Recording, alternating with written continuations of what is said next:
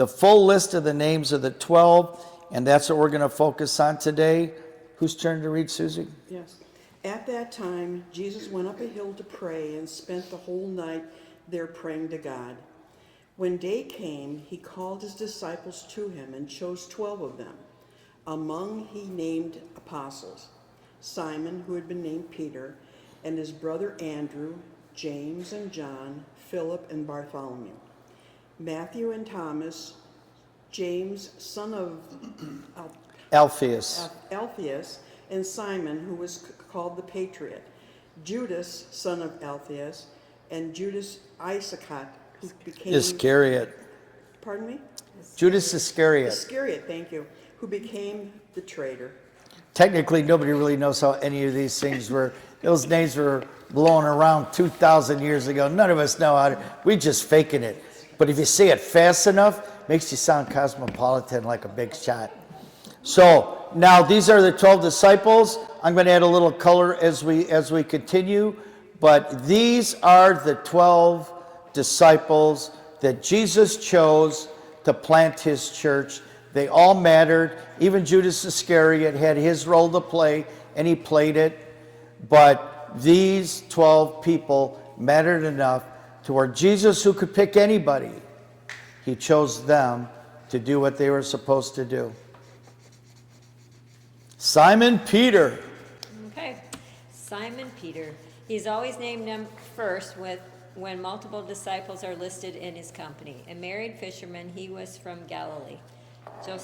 Josephus described the Galileans this way. They were ever fond of innovation and by nature disposed to change and delighted in sedation. They were ever ready to follow the leader and to begin an insurrection. They were quick in temper and given to quarreling, and they were very chivalrous men. The Talmud said this of the Galileans. They were more anxious to honor them for gain, quick-tempered, impulsive, emotional, easily aroused by an appeal to adventure, loyal to the end.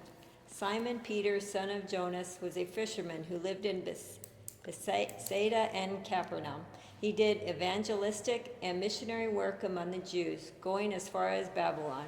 He was member of the inner circle and authored the 2 New Testament epistles, which bear his name. Tradition says he was crucified head downward in Rome. The Galileans, these guys, Peter's, what she had just read, a few things. They were chivalrous. That means you could fight a Galilean, and this is all Talmud, everything I'm telling you. Galileans would get in a fight almost to the death, and then on the way home, eat dinner together.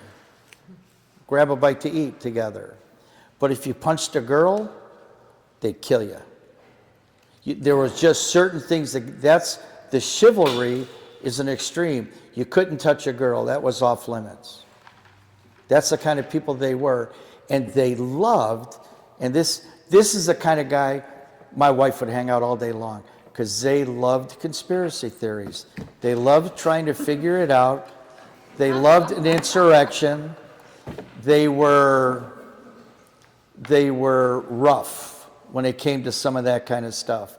They were kind of impulsive. They were not afraid to try anything once. You could talk them in to pretty much anything good or anything bad. Just so you know. But as far as Peter goes, these guys was sharp. These guys were really, really sharp. Peter had 2 or 3 homes.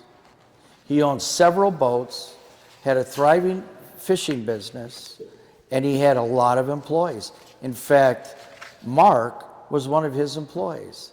Peter's wife came from a very wealthy family. Mark's father, who was Timothy's gopher, just so you know, or was Mark was Peter's gopher on the boat. Mark's dad had a home in Jerusalem and rental properties, and he had a home in Alexandria, Egypt.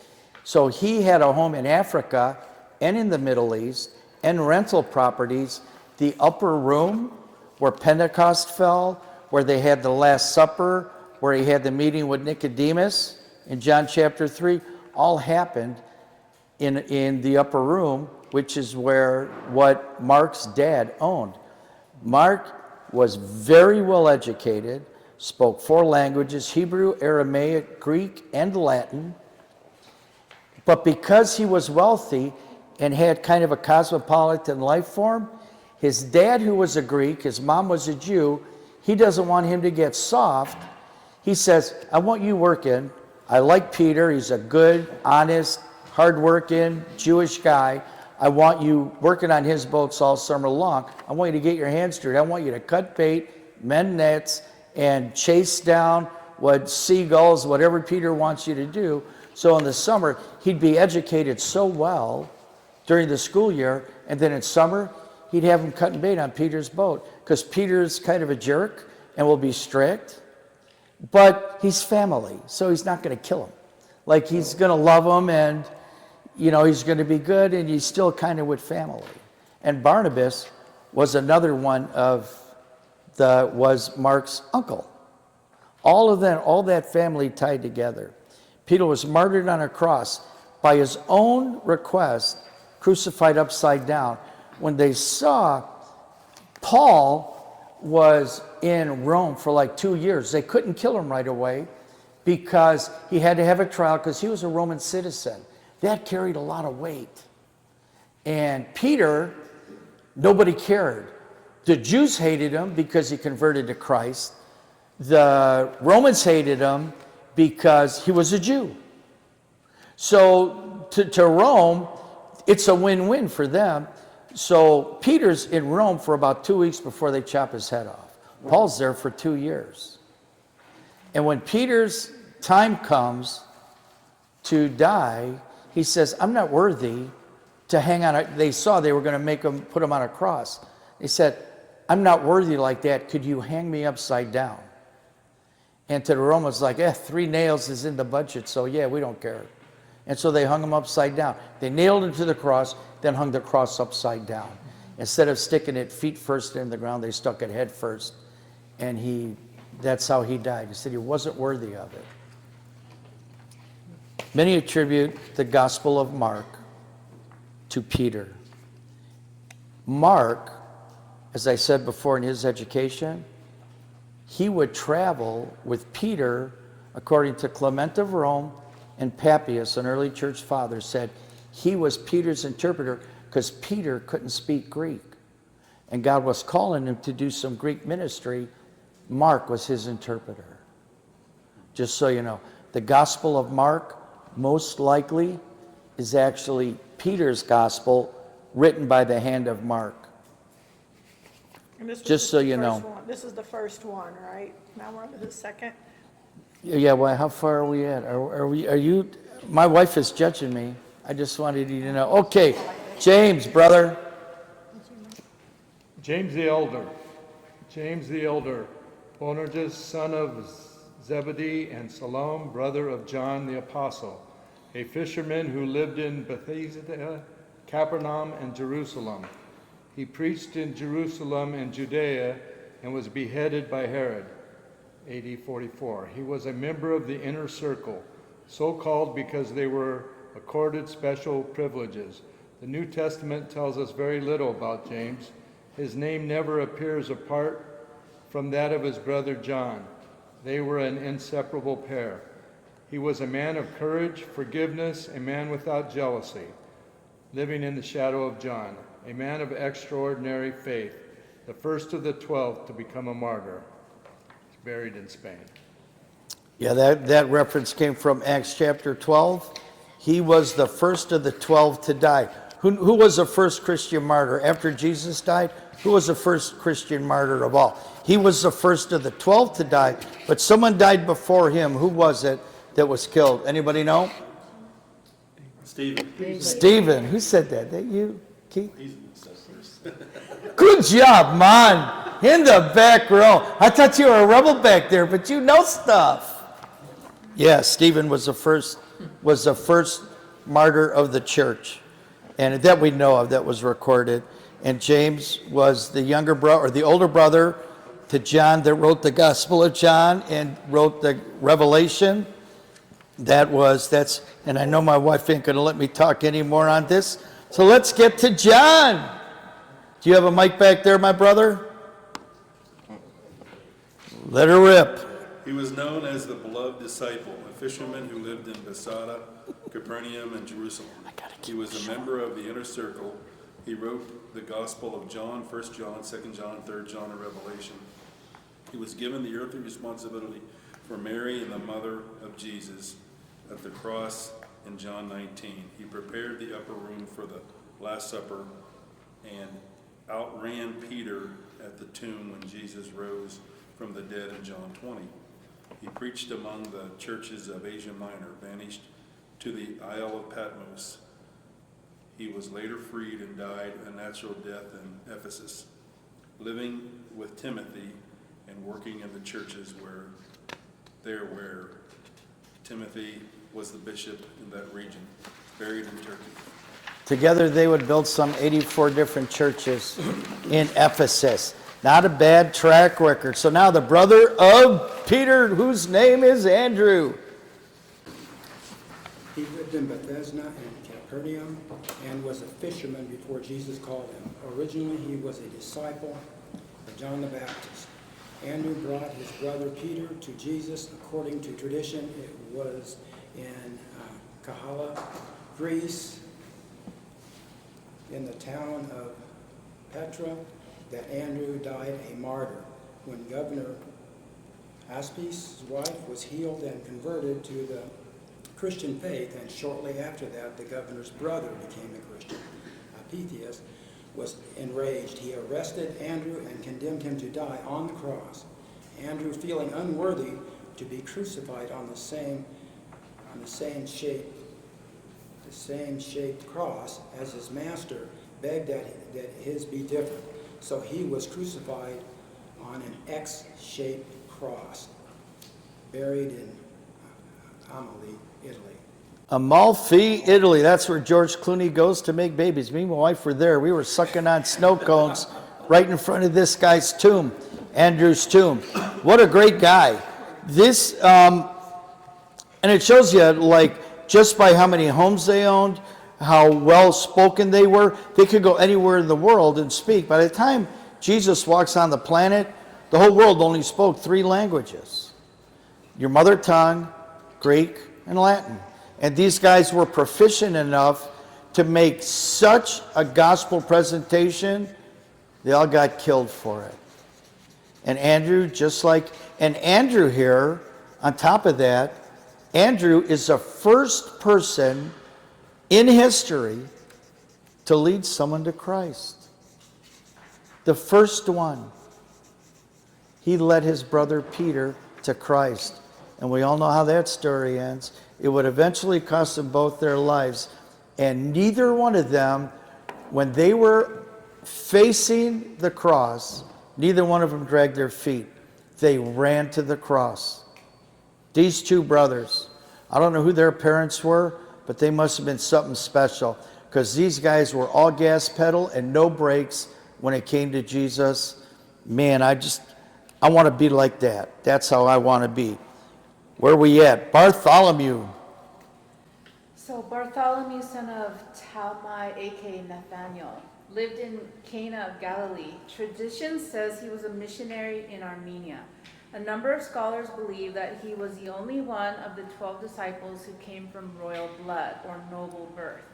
His name means son of Ptolemy or Talmai.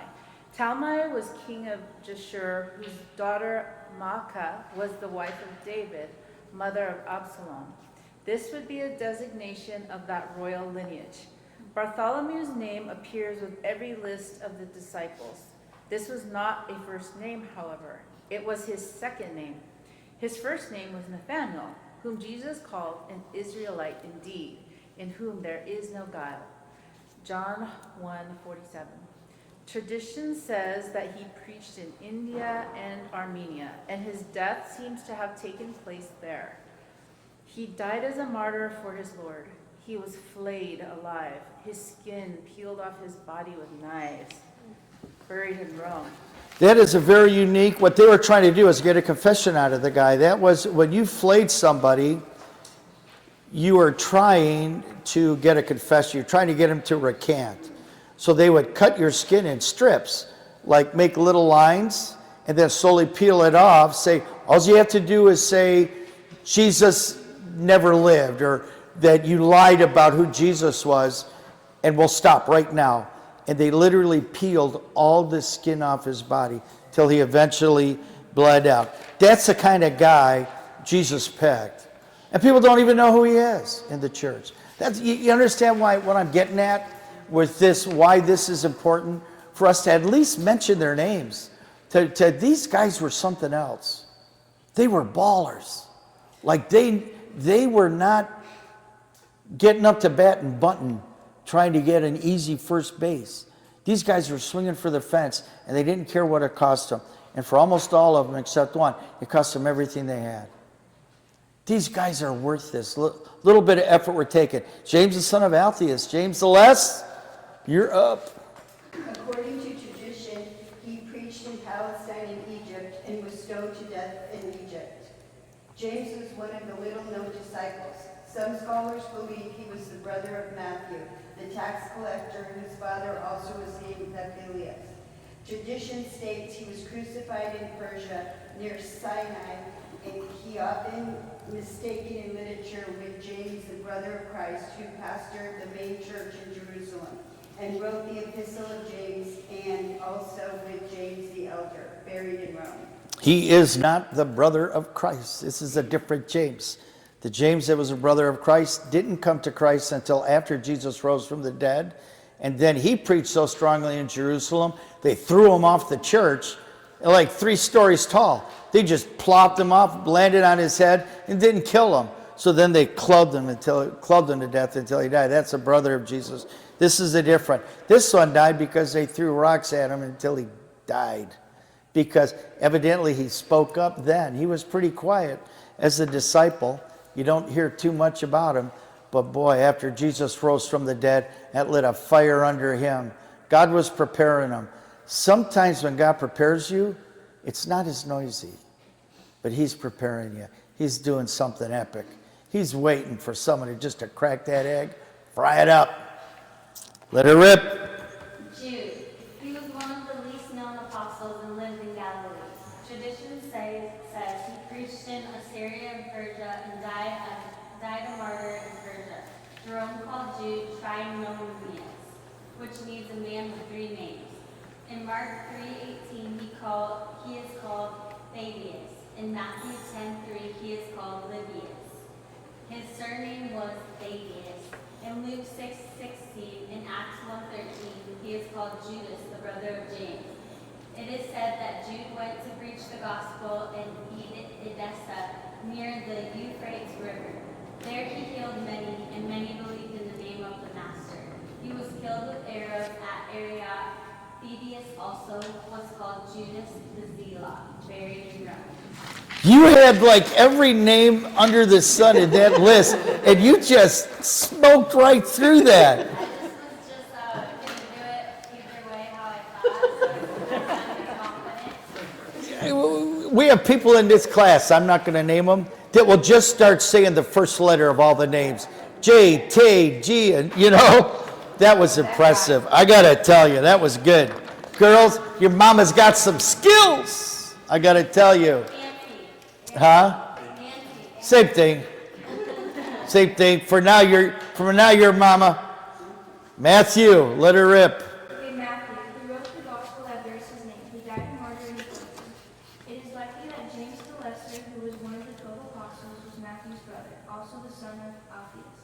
Although we knew little about Matthew personally, the outstanding fact about him is that he was a tax collector. The King James Version calls him a publican, which is Latin and publicanus, meaning engaged in public service, a man who handled public money or a tax gatherer. Matthew was unlike the other apostles, who were mostly fishermen. He could use a pen, and by his pen he became the first man to present to the world in the Hebrew language an account of the teaching of Jesus.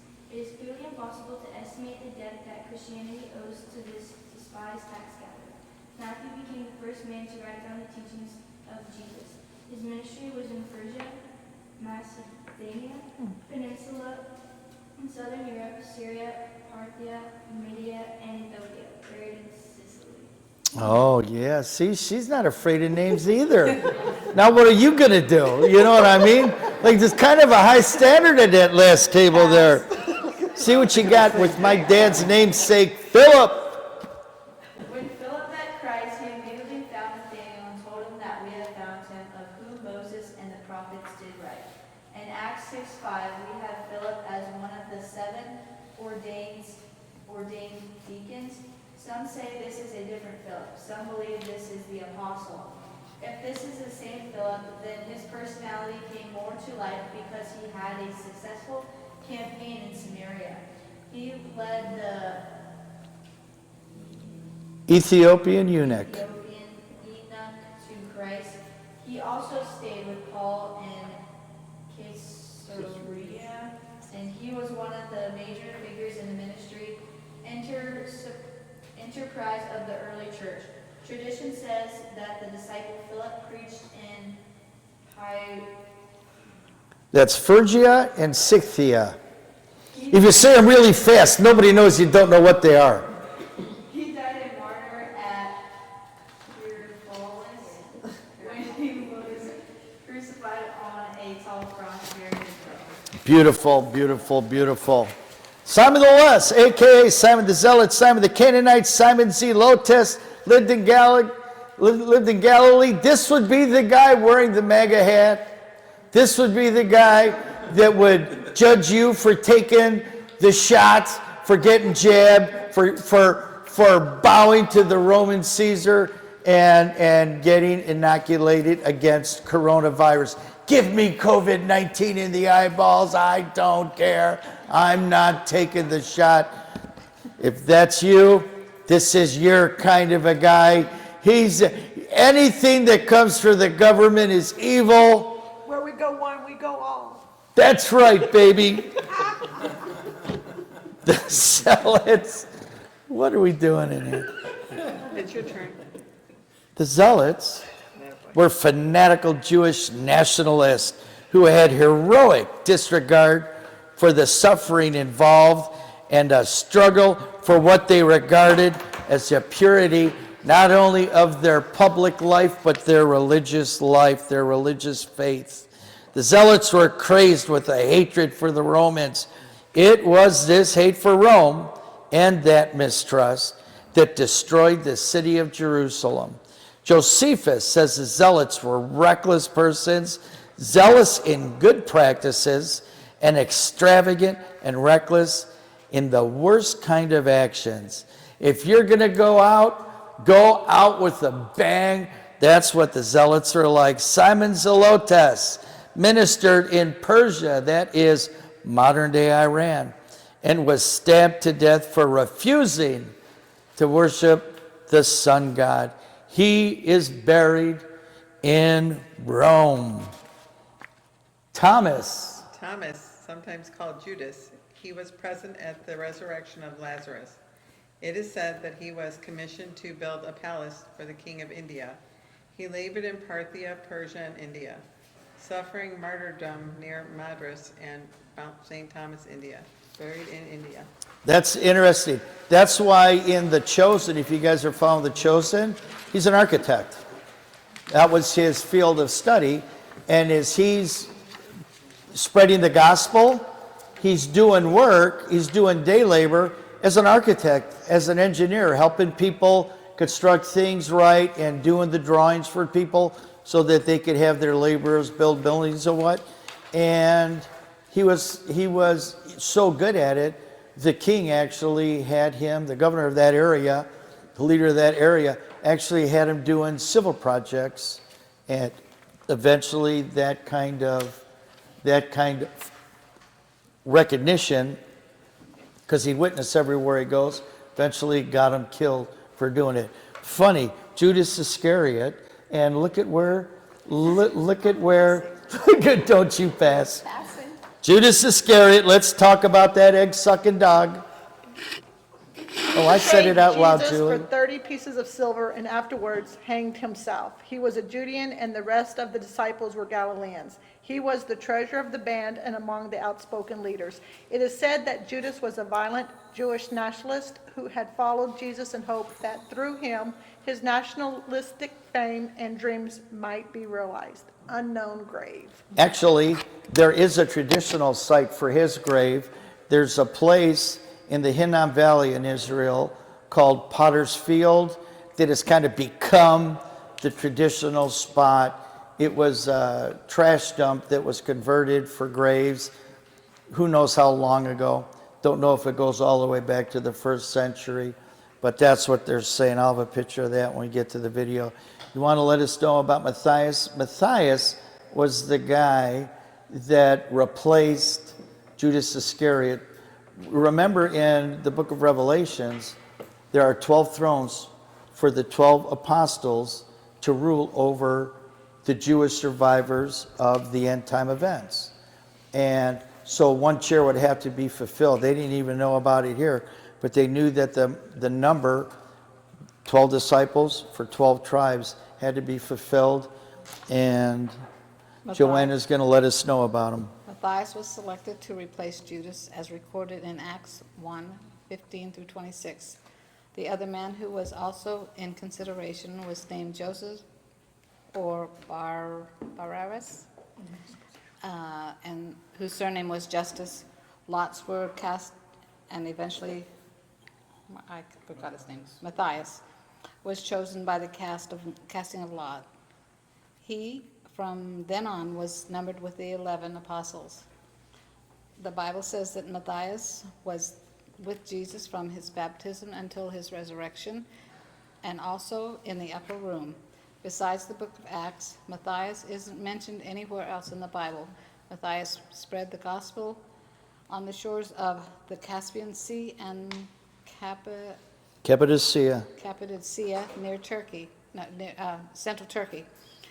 Jerome and the early Christians writers Clement of Alexandria and that other guy Eusebius of Caesarea.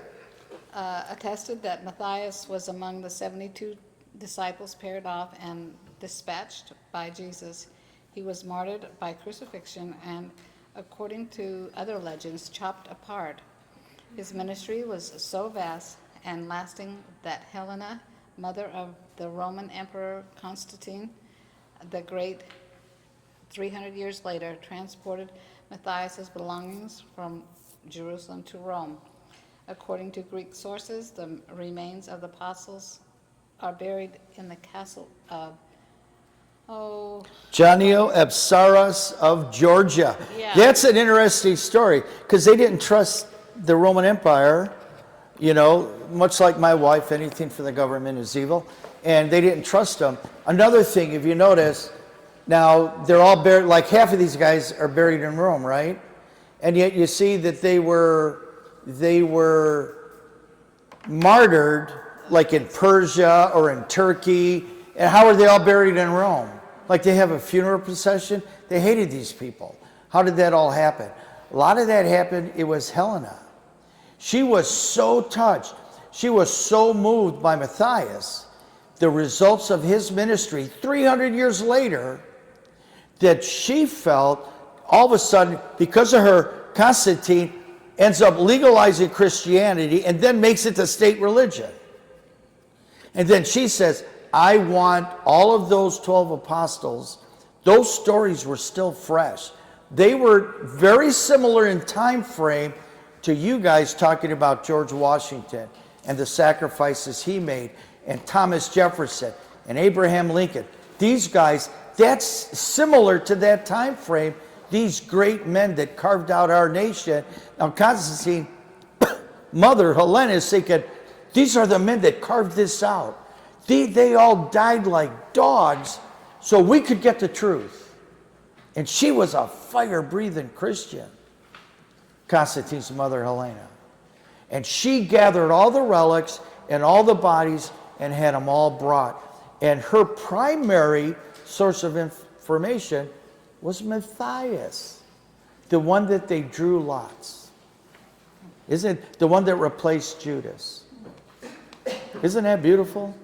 Isn't that something else? Like how God knew everything that he was going to do and how he was going to prepare them. And now we could still now honor them. The only thing that bugs me is one of the things that they did, one of the difficulties is because they preached the resurrection of the dead so vehemently, they would chop the heads off and bury the heads in one place and the body somewhere else. They did that a lot because as if the God that would make the universe so big you can't see it, out of atoms so tiny you can't see it, couldn't put them together. You know what I mean? Like it's just stupid. But they were superstitious, but they preached, like we can't get atheists today to believe in the resurrection of the dead or life after death. You know, and they preached it so much that they buried them and they chopped them up into pieces, and that made it hard for Helena to put the bodies back together.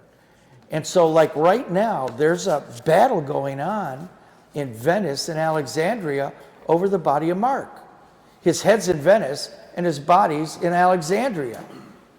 And the church in Venice says, you should send us the body because we have his mind.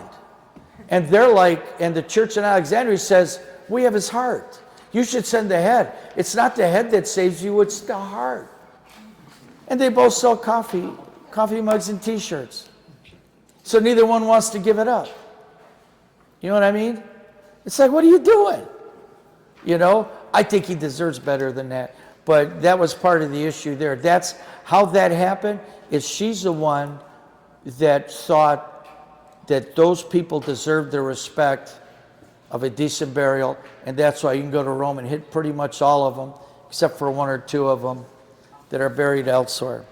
Just so you know, the rest of chapter 6. We hope you enjoyed this quick lesson. Please visit us online at rushbiblestudy.com, or even better, at Dream City Church's very own beautiful Glendale campus every Tuesday night at 6:30. All materials are provided. God bless you.